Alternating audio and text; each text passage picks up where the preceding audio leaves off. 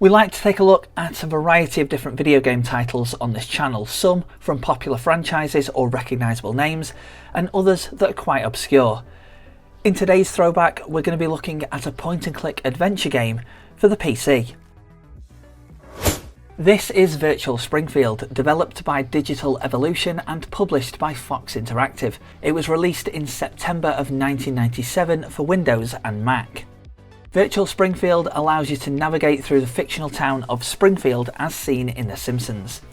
Back in the day, PC games used to come in larger boxes, with Virtual Springfield being no different.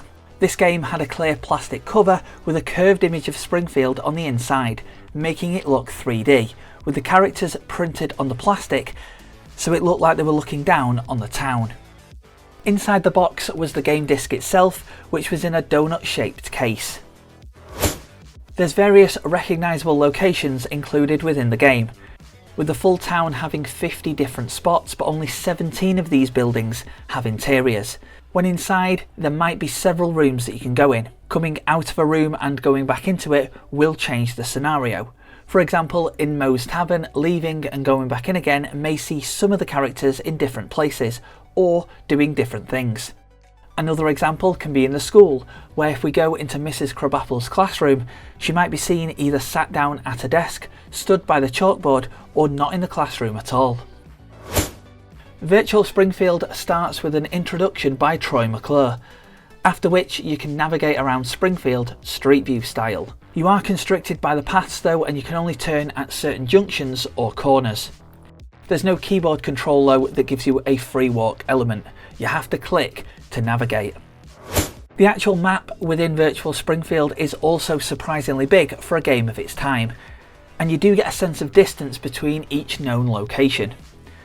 It's not all about discovering what Springfield has to offer. While there's no active storyline or overarching aim of the game, there are 74 hidden character cards on the map. These can be hidden in various different places, so you will have to look for them, but collecting them all will give you a link to a website where you can activate cheats. Unfortunately though, this website is pretty much offline and can only be viewed via the Internet Archive. If you do want something else to do, there's a few mini games as well. These are playable throughout, but you will need to go to specific locations in order to play them. Of course, it's a Simpsons game, so there's various references to the show's actual episodes and various visual gags within each scene. Characters will react to whatever's happening. For example, if you're outside the Simpsons house, Ned Flanders may walk by and have an interaction with Homer. You can also cause a little bit of chaos yourself by clicking on anything and everything within the scene. Most, if not all items, or the characters themselves will have some reaction when being clicked on, whether it's an audio gag or just something visual.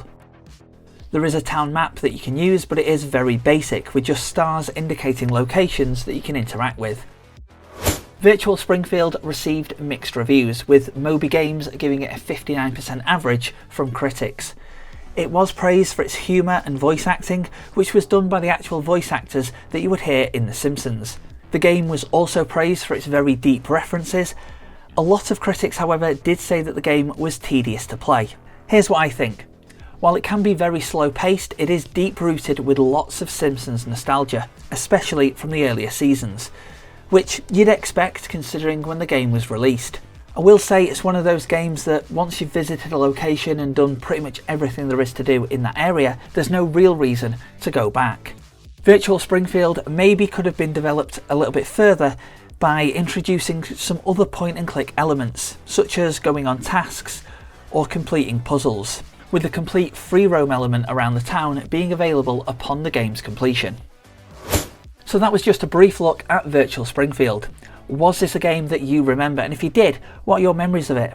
Leave them in the comments below, and if you do like looking back at some older video games from the past, stay tuned to the channel for more.